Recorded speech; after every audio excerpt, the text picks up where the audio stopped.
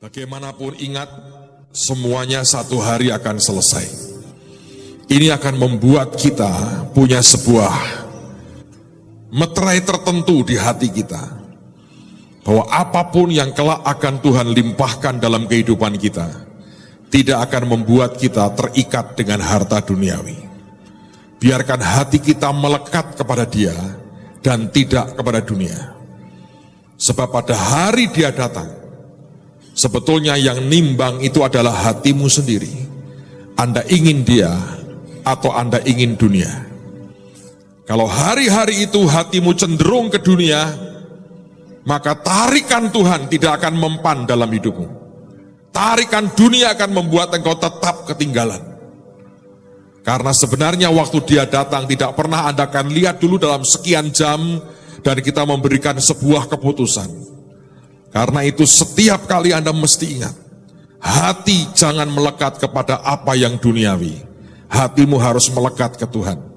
Dan itu akan membuat kita jadi umat yang luar biasa. Nah, sekarang mari kita lihat kepada perumpamaan yang berkaitan dengan kedatangan Tuhan yang kedua kali. Silahkan buka bersama dengan saya dalam Injil Matius. Lihat pada pasal yang ke-25. Saya akan membaca mulai ayat yang pertama. Matius pasal 25 mulai ayat yang pertama.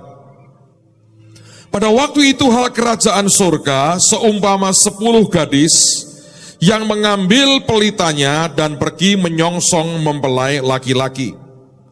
5 di antaranya bodoh dan 5 bijaksana. Gadis-gadis yang bodoh itu membawa pelitanya tetapi tidak membawa minyak. Sedangkan gadis-gadis yang bijaksana itu membawa pelitanya dan juga minyak dalam buli-buli mereka.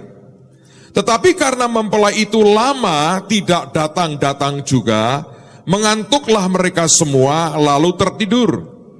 Waktu tengah malam terdengarlah suara orang berseru, "Mempelai datang, songsonglah dia." Gadis-gadis itu pun bangun semuanya, lalu membereskan pelita mereka. Gadis-gadis yang bodoh berkata kepada gadis-gadis yang bijaksana, "Berikanlah kami sedikit dari minyakmu itu, sebab pelita kami hampir padam."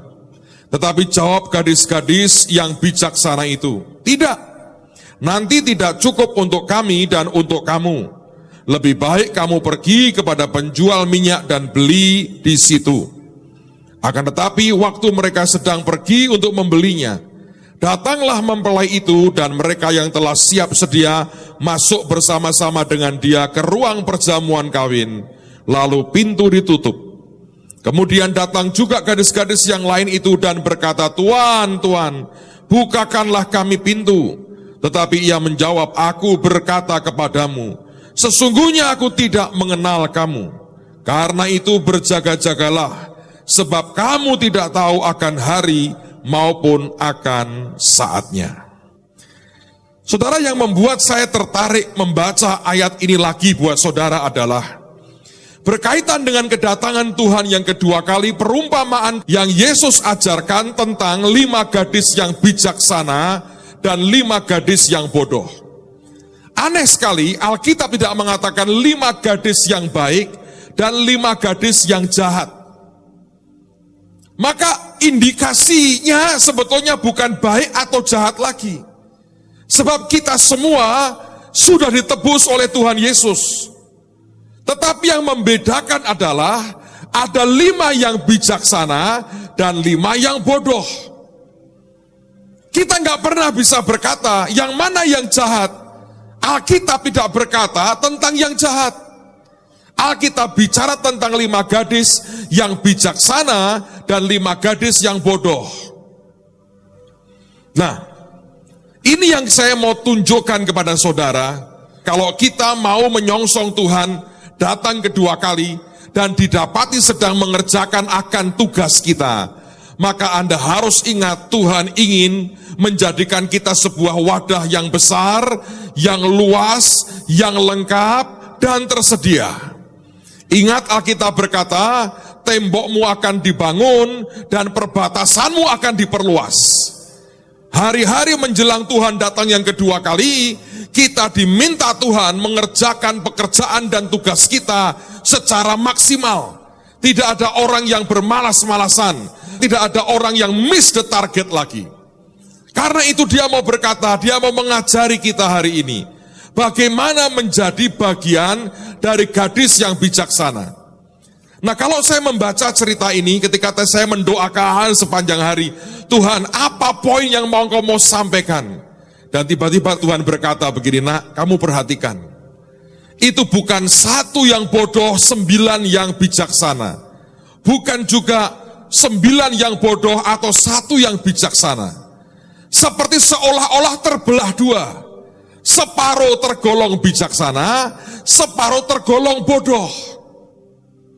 Nah, kalau sudah seperti ini, maka ada seperti istilah Tuhan begini, penyakit masyarakat, penyakit kebodohan masyarakat, yang ternyata itu mewabah dan meluas di dalam masyarakat yang terdiri dari orang-orang yang percaya kepada Yesus.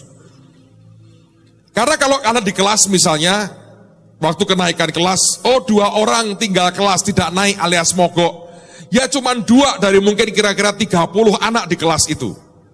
Tapi kalau separuh terjadi, dianggap bodoh, ada sesuatu yang sebetulnya terjadi secara massal, yang tidak disadari, tapi itu menggerogoti dan menciptakan kebodohan.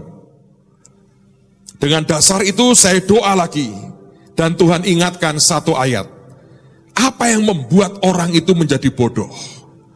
Saya harap Anda perhatikan baik-baik, dan kita mau kebaskan semua kebodohan kita.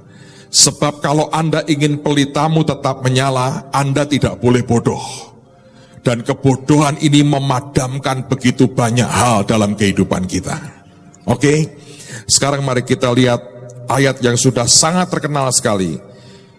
Kitab Amsal. Kalau Anda sampai di Amsal 23 ayat yang ke-7. Saya baca kalimat pertama yang sudah sangat terkenal ini. Sebab seperti orang yang membuat perhitungan dalam dirinya sendiri, demikianlah ia. Saya ulang lagi. Sebab seperti orang yang membuat perhitungan dalam dirinya sendiri, demikianlah ia. Dalam terjemahan lain dikatakan begini, for as he calculates in his soul, sebagaimana dia mengkalkulasi di jiwanya, so is he, demikianlah dia. Coba saudara, ini soal kalkulasi di jiwa kita. Saudara akan jadi sebagaimana kalkulasi, hitung-hitungan di jiwamu. Kebodohan itu adalah ketika Anda salah mengkalkulasi yang ada di jiwamu. Dan ketika saya pelajari lagi, kata kalkulasi atau kata berpikir atau kata menghitung ini, itu digambarkan seperti orang yang sedang membuka akan gerbang, to open the gate. So caramu, kalkulasimu yang di jiwa, itu seperti orang membuka gerbang. Semua yang buruk dalam kalkulasimu, keluarnya seperti itu. Nah, saudara, tiba-tiba tadi ketika saya berdoa, itu aneh sekali. Saya pada waktu ulang tahun, ada 2 orang anak kakak beradik datang memberkati saya. Ini anak-anak dari Ibu Lisa dan Pak Sugi, Jakarta. Anda mungkin sebagian pernah ingat. Ini anak baru umur 10 dan 11 kalau enggak, waktu 12. Saya pada waktu ulang tahun, anak 2 ini datang ke saya. Dia bawa bingkisan kecil. Dia berkata begini, Om, ini ada Tuhan suruh memberikan ini kepada Om, katanya. ini hadiah ulang tahun. Wah, saya bilang terima kasih ya, terus saya doain mereka. Sampai di rumah saya buka kado kecil dari mereka. Salah satunya mereka memberi saya buku. Dalam bahasa Inggris lagi. Anak kecil. Dan buku itu sudah cukup lama saya, tanda petik saya abaikan, saudara. Judulnya menarik. Cara berpikir seorang bilioner. Tak pikir ngasih saya tafsiran Alkitab bahasa Yunani, saudara. Enggak. Dia memberi saya buku cara berpikir seorang bilioner. Saya waktu lihat judulnya saya bilang, amin. Sambil bergurau saya ketokin buku itu di kepala saya. Cara berpikir bilioner. Saudara, Anda harus hati-hati. Ini saya pernah ngalami sendiri. Saya masih ingat, satu hari mami saya cerita dengan saya. Mami saya sudah bersama dengan Tuhan. Satu hari dia lagi jalan, ketemu dengan seorang oma. Dan oma ini ternyata tukang ramal. Yang dia tidak tahu, tidak kenal sebelumnya. Dan setelah itu katanya nggak pernah ketemu lagi. Lalu oma ini berkata begini sama mami saya. Katanya, di depan rumahmu ada pohon jambu kan? Mami saya kaget, iya. Terus dia berkata gini lagi, kamu punya anak laki satu kan? Nomor satu, iya. Terus dia ngomong begini, itu saya mungkin masih agak kecil ya. Dia berkata, nanti kalau gede, anakmu itu jadi jutawan. Begitu saya lahir baru tak tengkingi, saudara. Kalau tak aminkin, orang duit sak miliar saya, cuma jutawan. Saudara harus pinter, ngerti. Nah, kenapa seperti ini? Sebagaimana orang mengkalkulasi dirinya, demikianlah ia. Nek tak amin ke jutawan. Paling duit saya 999 juta, 9999 kacek sak rupiah sak M, tapi nggak pernah nutup sak M, saudara. Ngerti nggak? Sebab sebagaimana Anda mengkalkulasi, apapun yang kau aminkan di dalammu, Anda akan jadi seperti itu. Nah, tadi ketika saya lagi berdoa, rumah sepi, semua pada pergi, tiba-tiba Tuhan ingatkan saya buku itu. Dia berkata, ada yang harus kamu baca. Saya cari ketemu bukunya, saudara. Saya baru baca bab pertama dan dia berkata stop untuk malam ini. Kalau saya cerita semua, Anda yang bilioner mungkin. Jadi saya harus bilioner dulu. Mau pelan-pelan tak ajari, saudara. Tunggu bulan berikutnya. Berpikir secara seorang bilioner. Apa yang saya mau coba tunjukkan, ini sebuah riset. Dan saya berharap, dan saya ketika saya baca ini, Tuhan bilang bener nggak? Sebagaimana orang mengkalkulasi di jiwanya. Itu seperti seberapa Anda membuka gerbang, demikianlah Anda akan terjadi seperti itu. Nah, ada sebuah teori. Apa ini? Ini cara berpikir bilioner.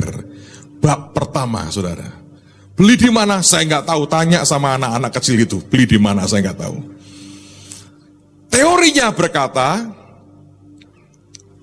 thought, ini cara berpikir kita, pikiran kita, T itu pikiran kita, itu akan mempengaruhi feeling kita. F itu feeling. Anda mikir, hatimu oke ini. Ya toh? Anda ngalkulasi, ini mau klik, oke. Kalau ini sudah connect, kalau nggak connect Pak, wah rodok meleset itu ya, harus perawatan khusus. Ini mikir, ngitung, ini mengkonfirmasi, oh oke ini, yes bisa ini. Ya toh kalau Anda ditawari kerjaan apapun, Anda kan ngitung pertama. Tiba-tiba, bisa ini. Ini akan mempengaruhi tindakan Anda, action. Jadi dari pikiranmu, semua kan begitu. Yaitu Anda mikir dulu, terus kemudian hatimu oke, Anda bertindak. Dari ini terus menghasilkan result, hasil. R-nya itu result, hasil. Ini secara umum, secara psikologi, orang berkata inilah cara kerja manusia kita. Saya balikin lagi, kita masih bicara tentang soal bijaksana dan bodoh. Nah, di mana yang membuat bijaksana dan bodoh? Ternyata Alkitab berkata, itu bicara soal yang di pikiran dan kalkulasi yang di jiwa kita. Menjelang Tuhan datang kedua kali, saya berdoa Tuhan akan buka ini, sehingga tidak ada orang bodoh di tengah-tengah kita. Begitu tidak ada orang bodoh, tidak ada orang miskin di tengah-tengah kita. Saudara, mana lebih dulu, kebodohan atau kemiskinan? Orang yang miskin itu, keadaan membuat IQ-nya drop sekian belas poin. Makanya ada orang berkata IQ jongkok itu karena ngedrop dari sini, sini saudara. Mari berpikir di sini saudara, karena ngedrop. Nah, sekarang Tuhan mau balikkan keadaan. So, sekali lagi, ini pikiran. Semua diolah di pikiran, lalu kemudian feelingmu mensupport, perasaanmu akan mendorong Anda, ya, lalu menghasilkan sebuah action, dikerjakan, inilah hasilnya. Tetapi, saudara, dari hasil riset tentang kepribadian orang, dan keberhasilan orang, dan kaitannya terutama dengan keuangan orang itu, rupanya ada satu faktor lagi yang terabaikan di sini. Apa yang berbeda, saudara? Ternyata sebelum ini yang di pikiran ini dipengaruhi, ada satu faktor. Dan faktor ini namanya faktor P. P itu singkatan dari apa? Past programming. Sesuatu yang sudah diprogram di masa lalu. Apa itu? Dengerin baik-baik penjelasannya. Benar, Alkitab itu benar, saudara. Orang itu cuman akhirnya mengiyakan kata Alkitab. Sebagaimana dia mengkalkulat di jiwanya, demikianlah ia. Faktor P ini adalah, ini penting, nanti saya jelaskan. Faktor P ini adalah faktor apapun yang kita dapatkan selama waktu kita kecil sampai remaja. Apa yang kita dengar, model kehidupan yang kita lihat, dan kejadian-kejadian yang kita alami, inilah faktor di sini. Dan itu terjadi sejak masa kecil kita. Ternyata ini mempengaruhi akan subconscious, bawah sadar kita. Nah, ini ternyata begitu dominan mengalahkan logika Anda. Saya beri contoh begini. Loh, logikanya itu kalau saudara misalnya kerja, ya toh, saudara kan seharusnya dapat gaji. Tapi ada orang-orang yang subconsciousnya ini berkata gini, kerja itu gak usah gaji. Kerja itu untuk seneng-seneng aja. Kerja itu untuk sebuah seni. Tiba-tiba dia kerja, bisa gak dapat gaji terus, saudara.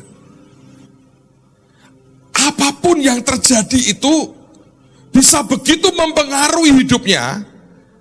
Dan orang berkata, logik orang iso mikir toh. Kan logiknya begini.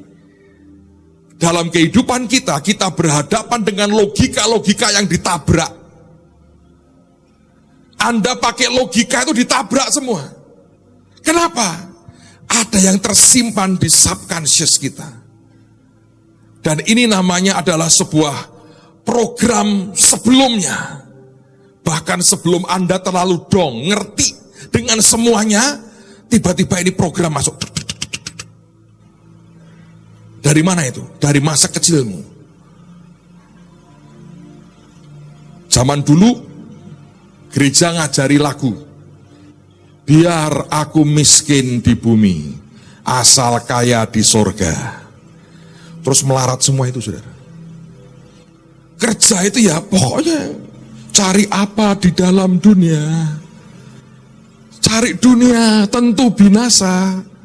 Akhirnya udah melarat semua itu. Karena diarahkannya ke surga semua.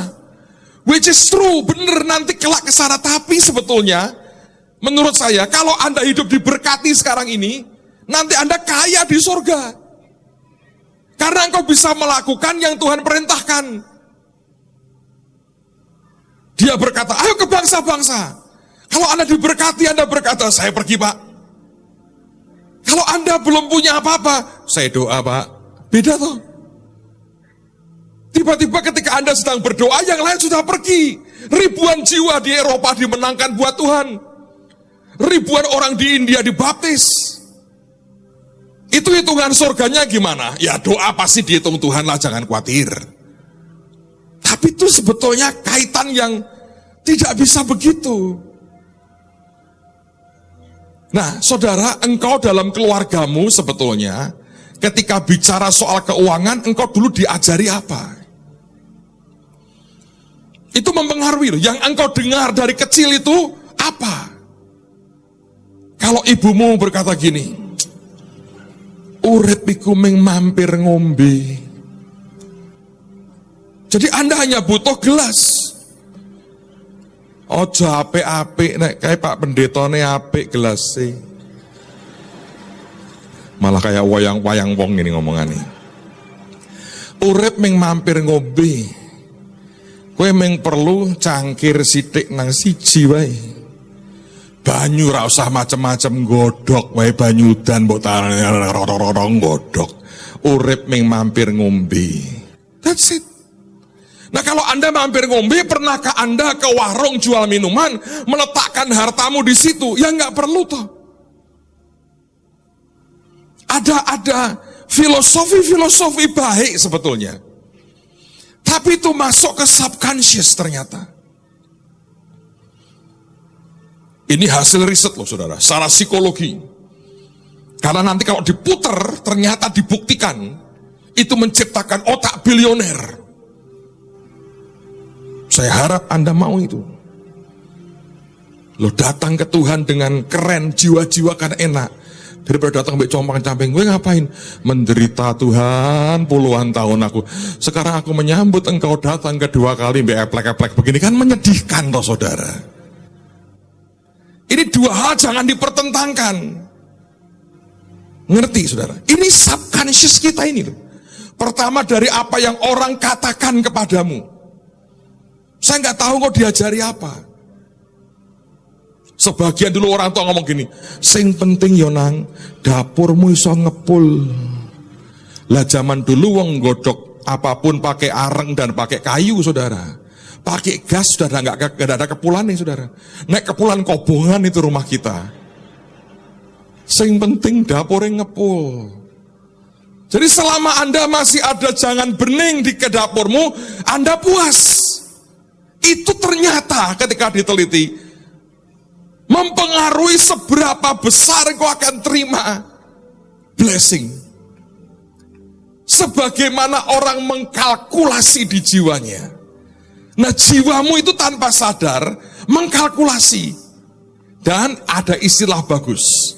Mungkin Pak Silas paling ngerti ini. Ini saudara, ya bagian yang di subconscious kita ini seperti termostat.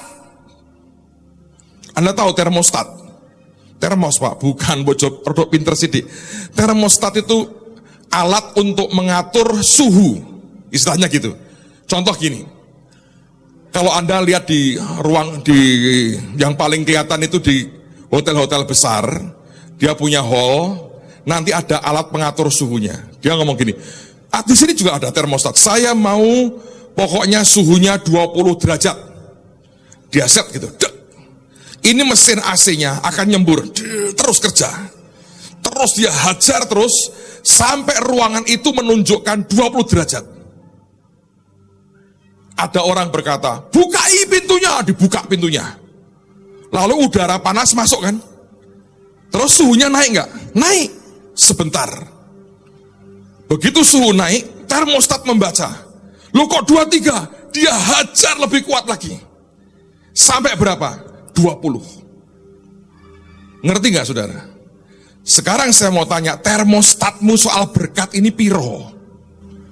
Kalau cuma 5, istilahnya, Anda buat api unggun, nanti sebentar tok naiknya terus turun lagi. Karena itu dikendalikan dengan kekuatan besar. Ini termostatnya luar biasa. Dan itu di mana? Di kita ini. Benar firman itu. Sebagaimana orang mengkalkulasi di jiwanya, itu sebetulnya sudah ngeset di sinimu, blessingmu berapa. Ada yang bangga begini, ya saya ini Pak ya, pokoknya hidup saya cukup buat makan saja. Saya kalau bisa makan sehari 3 kali aja Pak, sudah anugerah. Kenapa? Engkong saya dulu berkata, nang, engkong kerja zaman Jepang mangan sedino cuma sekali, sehari cuma 1 kali, kamu kalau 3 kali wis gendut nang, cukup. Nanti hidupnya itu makan cuma sehari 3 kali, saudara. Mau nambah itu cari tebengan, siapa mau bayari saya? Karena sudah diset di sini. Nih loh. Kenapa sih sebetulnya seringkali harus diingatkan apa yang Tuhan mau buat kehidupan kita? Karena di sini. Yang pertama dari apa yang Anda dengar. Yang kedua adalah model yang engkau lihat. Itu bahaya sekali. Saya cerita berkali-kali loh. Saya mau cerita lagi untuk menegaskan saudara. Dari kecil sampai saya lahir baru, saya lihat banyak pendeta. Saya ngomong terus terang. Saya lihat banyak pendeta. Dan sebagian besar pendeta yang saya lihat, ini maaf nih saudara, hidupnya susah secara ekonomi. Saya lihat sendiri. Itu pemandangan yang sering saya lihat. Jarang saya lihat pendeta itu seperti lagu waktu sekolah minggu, senyum dan bermuka gembira. Jarang. Bawaannya itu susah, murung, puasa karena terpaksa. Nah sudah doa puasa terus nangis, jempling-jempling saudara. Terus sebagian saya dengar, suka deketi kalau ada orang punya uang, deketi ini, mendoakan, jadi pendoanya pengusaha ini, pendoanya pengusaha itu. Why? Susah. Sampai kemudian saya lahir baru. Dan saya dipanggil Tuhan jadi hamba Tuhan. Anda bisa kebayang gak? Yang saya lihat bertahun-tahun itu membayangi saya. Saya bersyukur Tuhan memberi jiwa yang berbeda. Saya berkata begini, masa memang harus seperti itu? Ada yang berontak di hati saya dengan keadaan yang saya lihat. Sebagian besar mungkin tidak akan memberontak seperti saya. Dan menerima sebagai sebuah kebenaran. Dan kalau itu saya terima dalam sebuah kebenaran, habis saudara. Masuk di sini. Pada waktu itu, 2 hal yang saya lihat. Saya banyak baca buku. Walaupun tidak selalu saya beli, tapi saya masuk ke toko buku Betania, ngintip-ngintip. Zaman dulu nggak diplastiki, saudara. Zaman sekarang Anda harus punya kepekaan, ini isinya apa kira-kira. Diplastiki semua. Sebab kenapa diplastiki? Banyak orang nakal, hanya baca tak mau beli. Jadi pinter-pinteran dengan yang jual buku. Zaman dulu nggak diplastiki. Saya ngintip. Dan saya banyak baca bukunya Kenneth Hagin. Dia ngajar soal iman, dan dia cerita banyak. Saya bersyukur ada orang-orang yang cerita blessing yang dia terima dalam hidupnya. Menceritakan blessing dalam hidupnya di mimbar seperti ini bersiko. Yang positif akan berkata, puji Tuhan, saya mau seperti itu. Yang negatif akan terus kemudian nelongso. Well anyway, saya baca buku itu sampai kemudian saya berkata, kalau aku ngerti yang namanya iman itu apa, nggak bakal susah hidupku. Tapi hal yang kedua yang saya lihat adalah, suatu hari ada hamba Tuhan, almarhum, saya sebut nama nggak apa-apa lah, Pak Yirim Yarim. Beliau dari Semarang, dia akan terbang ke Jakarta, dan waktu itu saya tahu dia sedang menyiapkan sebuah KKR besar. Saya orang yang bawa tasnya. Dan di zaman itu tidak ada tiket online, tidak ada. Anda harus antri di airport sendiri. Saya bawain tas dengan seorang teman, dia lagi antri. Saya tidak tahu itu sengaja atau tidak, menurut saya setengah sengaja, mungkin juga tidak, saya tidak tahu. Tapi itu yang saya lihat itu, mengubah sebuah model yang melekat di pikiran saya. Zaman itu orang tidak pakai kartu kredit, semua dibayar kontan. Dia ambil dompetnya. Kalau buka dompet kan biasa kan ya begini toh saudara ya, buka biasa. Dia enggak. Saya di sebelah kirinya, bukanya agak miring begini, dibukanya begini. Nah kalau ada orang buka dompet begini kepada saudara, tentu Anda dengan gampang juga begini saudara. Wong dompet orang dibuka kan otomatis refleksnya begini. Waktu saya refleks begini, saya kaget duitnya banyak. Sampai itu dompet menderita, nutup pun sengsara nggak bisa. Tebel duitnya banyak sekali. Saya bilang, wih. Dan itu menghancurkan subconscious lama saya. Saya berkata begini, siapa bilang jadi hamba Tuhan tidak bisa diberkati? Anda ngerti itu? Itu background, histori hidup saya. Ada sesuatu yang dipost, yang dipas programming di sini. Yang saya biarkan itu masuk, dan itu ngerubah. Jadi waktu kemudian mulai pelayanan, saya tidak pernah berpikir bahwa saya akan melarat, never. Kalau Anda tanya logikanya di mana Pak, saya tidak tahu. Sebagaimana orang mengkalkulasi di dalam jiwanya, seperti orang sedang membuka gerbangnya, demikianlah ia.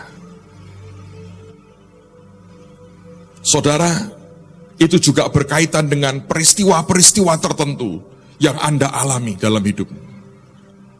Peristiwa-peristiwa seperti yang saya alami ini, itu membuka yang di sini. Tapi kalau saudara diajar yang berbeda, kalau miskin itu harus bangga, Anda akan bangga tetap. Tapi Anda harus miskin. Tiba-tiba nggak ada, berkat datang itu nggak ada. Yang lain diberkati, ada orang yang ketinggalan. Loh semua dapat kok saya enggak.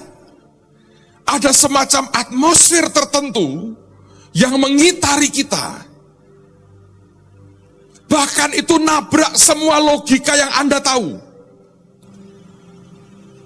Dan ternyata itu mempengaruhi di dalam kita.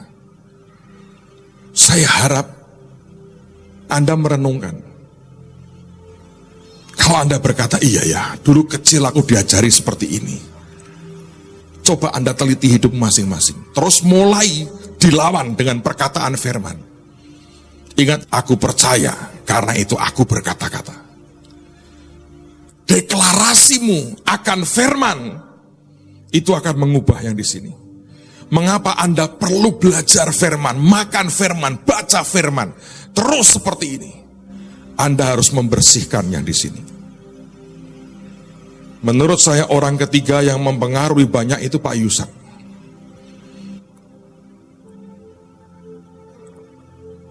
Biasanya kalau orang itu sangat rohani, ngeroh, di jasmaninya dia enggak. Tapi dia kalau ngomong begini, Saya mau surga, saya juga mau nikmati di dunia. Saya pikir, saya bilang, ini aku setuju. Kalau hidup di surga itu nanti sudah beres, saudara. Yang tidak beres itu yang di sini. Dan Tuhan mau kita selesaikan tugas kita dengan kuat.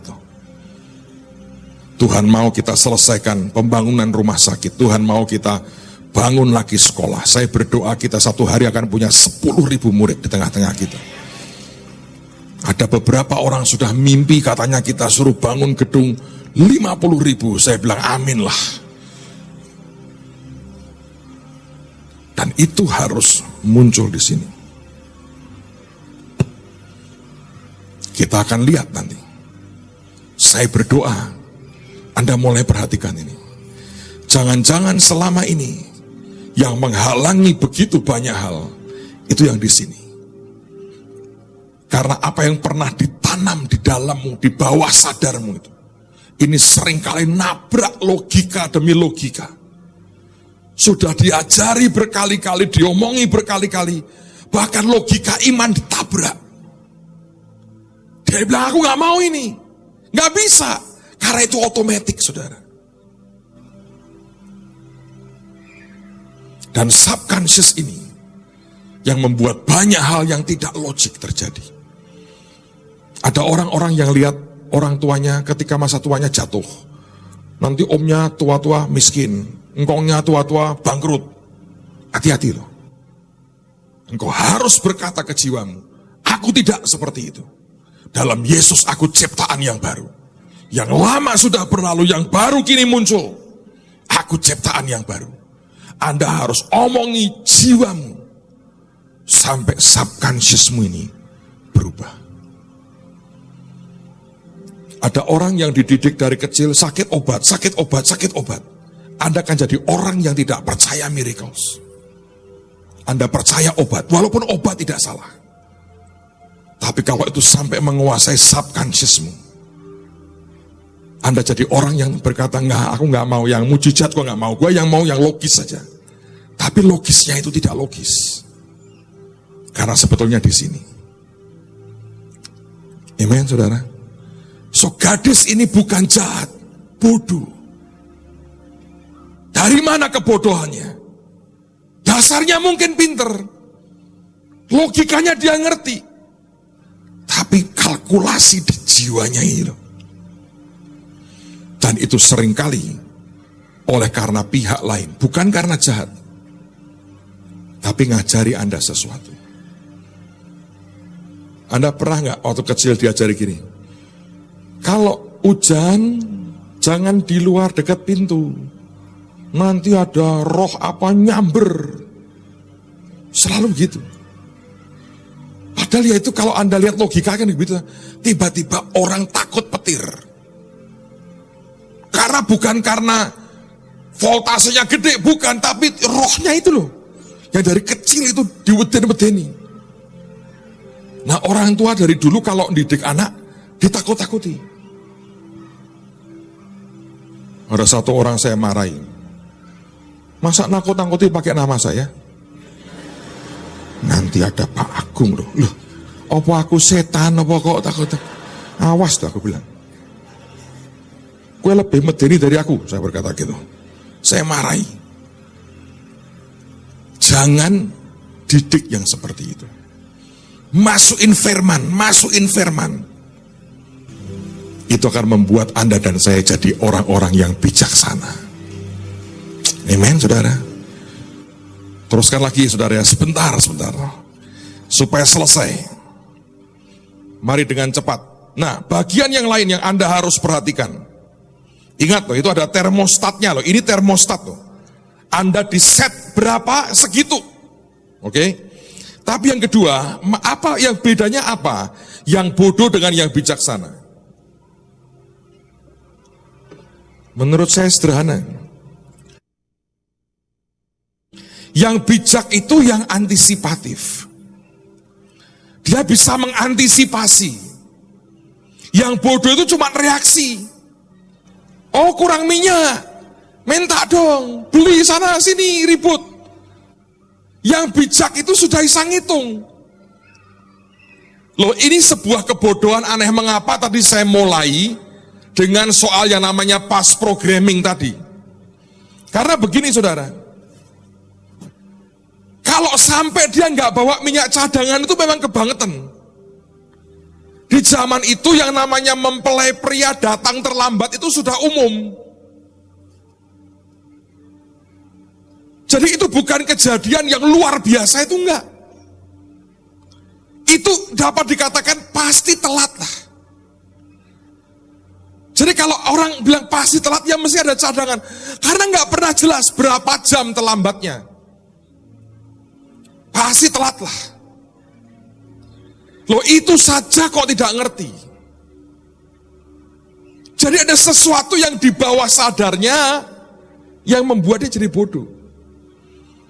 Saya pikir ada banyak anak Tuhan yang karena masa lalu kita, didikan yang kita dengar, yang Anda lihat, yang Anda alami ketika Anda masih kecil, tanpa sadar itu mencetak sesuatu dalam hidup dan pikiran yang di jiwa kita ini. Dan itu membuat sebetulnya banyak orang kehilangan apa yang sebetulnya Tuhan sediakan. Yang bijaksana ini ngitung, oh terlambat kok biasanya, aku beri cadangan. Saya yakin kalau orang punya tempat minyak di zaman itu ya ukurannya kira-kira sama. Gak mungkin yang satu bawa tangki Pertamina itu gak mungkin saudara. Itu mesti ya sudah buli-buli ya segitu ukurannya. Either Anda bawa atau tidak, ini masalahnya. Yang 5 bisa ngerti kok, ini kira-kira kurang ini. Tapi yang ini kenapa begitu bodoh? Sampai logika pun dilawan. Saya percaya ini yang sedang hari-hari ini Tuhan ingatkan dalam kehidupan kita. Dan terakhir, karena waktulah saya harus selesai. Saudara, apa yang membedakan yang satu pintar, satu bodoh? Yang bijaksana itu menggunakan uangnya untuk meyakinkan dirinya dan Tuhan bahwa pelitanya akan tetap menyala. Yang bodoh menyimpan uangnya, tidak dipakai untuk menyalakan pelitanya.